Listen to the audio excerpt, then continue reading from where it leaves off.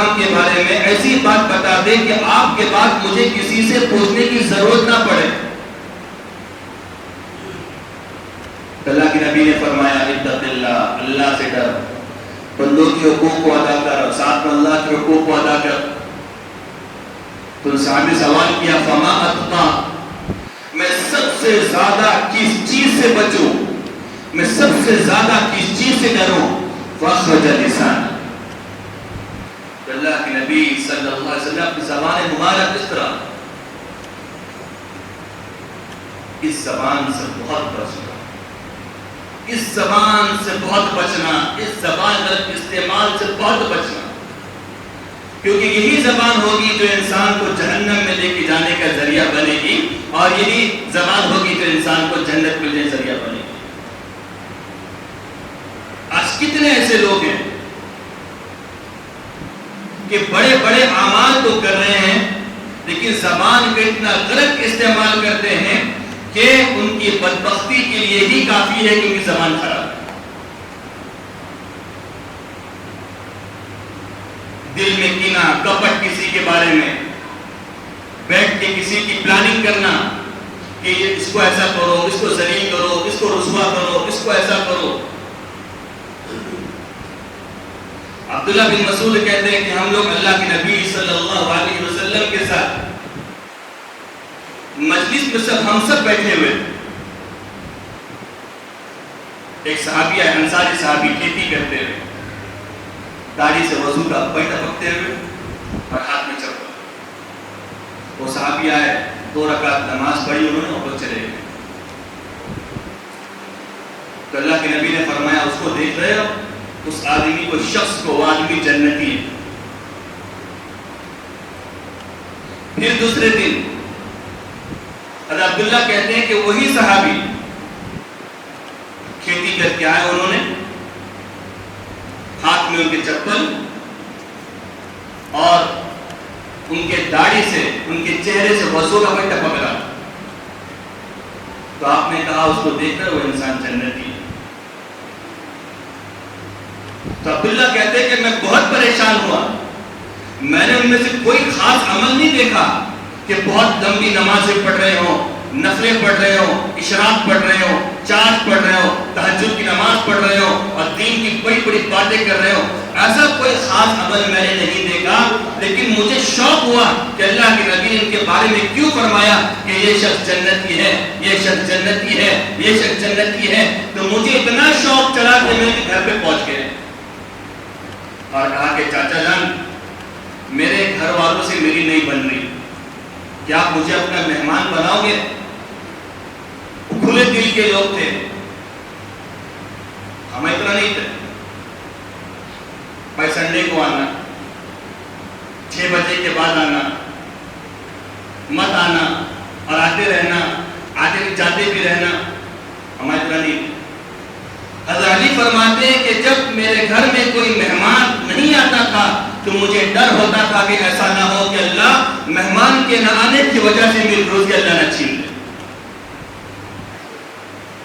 ہم میں سے کتنے ایسے لوگ ہیں کہ بہن کی شادی ہو گئی،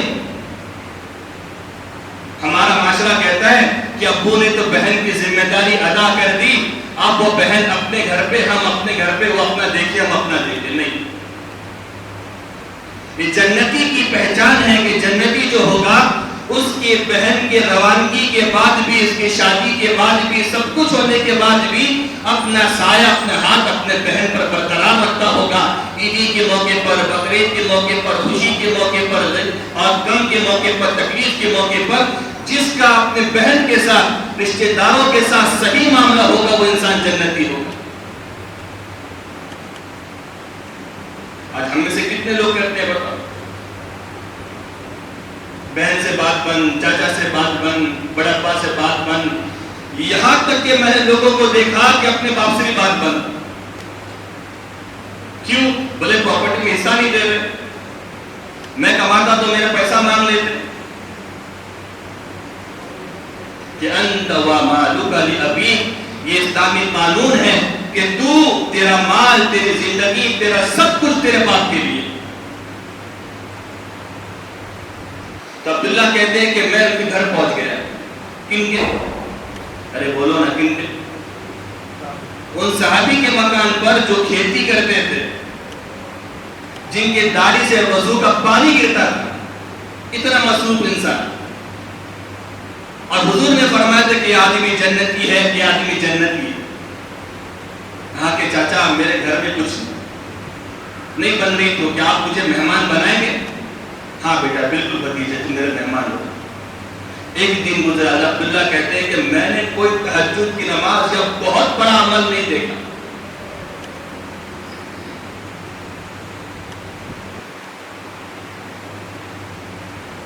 دوسرا دن ہوا, عبداللہ کہتے ہیں کہ پھر میں نے کوئی خاص عمل نہیں دیکھا کہ حضور نے فرمایا کہ انسان جنتی ہے. جب تیسرا دن ہوا تو عبداللہ نے ان صحابی سے کہا کہ چاچا جان اصل بات دیکھو یہ ہے کہ میں آپ کے گھر میں آپ کے اعمال دیکھنے کے لیے آیا تھا کہ وہ کون سا عمل ہے کہ حضور نے آپ کے بارے میں فرمایا کہ آپ جنتی ہو, آپ جنتی ہو, آپ جنتی ہو. اور میری نظر میں نے کوئی خاص ایسا عمل نہیں دیکھا. تو انصاری صحابی کہتے ہیں کہ میرے بھتیجے اصل بات یہ ہے کہ میرے پاس کوئی ایسا خاص عمل نہیں جس سے میں یہ دعویٰ کروں کہ ہو سکتا ہے کہ اللہ مجھے معاف کرے اور میں جنتی ہوں. ہاں لیکن بھتیجے ایک عمل میرے پاس ہے اور میرے بیٹے ایک عمل میرے پاس ہے کہ جب میں رات کو سوتا ہوں, جب میں تھک کر اپنے کاروبار سے کھیتی باڑی جب میں تھک کر آتا ہوں اور جب میں بستر پر لیٹتا ہوں تو میں دعا کرتا ہوں کہ اللہ جتنے لوگوں نے مجھے تکلیف دی, میرے بارے بھولا بھرا کہا, جس کو مجھ کو تکلیف دیتے ہیں یا پریشان کرتے ہیں یا میری غیبت کرتے ہیں, جو کچھ میرے معاملے سے غلط کرتے ہیں, یا اللہ میں نے تیرے واسطے میں نے سب کو معاف کیا اور میرے دل میں کسی کے بارے میں کوئی کینہ, کوئی کپٹ, کوئی بغض, کوئی عداوت کہ پلاننگ کرنا کوئی تکلیف دینا اس کو میرے دل میں نہیں. میں سب ایمان والوں کو معاف کرتا ہوں. تب عبداللہ کہتے ہیں ہاں کذالک, ہاں کذالک, ہاں چاچا یہ وہی عمل ہے, یہ وہی عمل ہے, یہ وہی عمل ہے کہ حضور نے آپ کے بارے فرمایا کہ آپ جنتی ہو, آپ جنتی ہو, آپ جنتی ہو.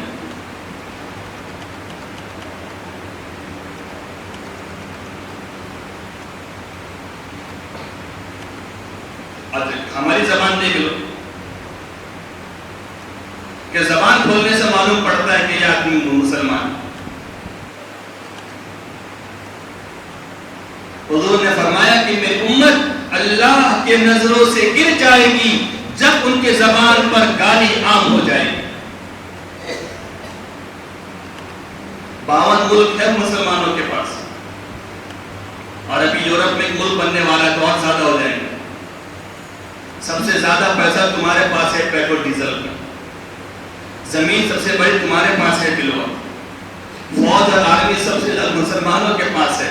لیکن بدقسمتی اتنی ہے, چاہے تمہیں بات بری لگے اچھی لگے, اس زمین کے اوپر سب سے مظلوم قوم اور سب سے دیوانہ قوم کہ علماء سمجھا رہے ہیں بات سمجھ میں نہیں آ رہی, لوگ سمجھا رہے ہیں بات سمجھ میں نہیں آ رہی. نوجوانوں کو دیکھو تو برتھڈے پارٹی کے اندر اتنے بزی کہ لوگوں کو کھانوں کو باندھا, لوگ کھانے نہیں پی رہا, بیچارے کیک توڑ کر اپنے چہرے پر لگا دیں. سب سے پریشان حال قوم اگر کوئی اس زمین کے اوپر ہے تو مسلمان, کہ ادھر ادھر کی بات نہ کر, مجھے بتا کہ قافلہ کیوں لٹا, مجھے رہزنوں سے گلا نہیں, مجھے تیری رہبری کا سوال. ہم نے کیا کیا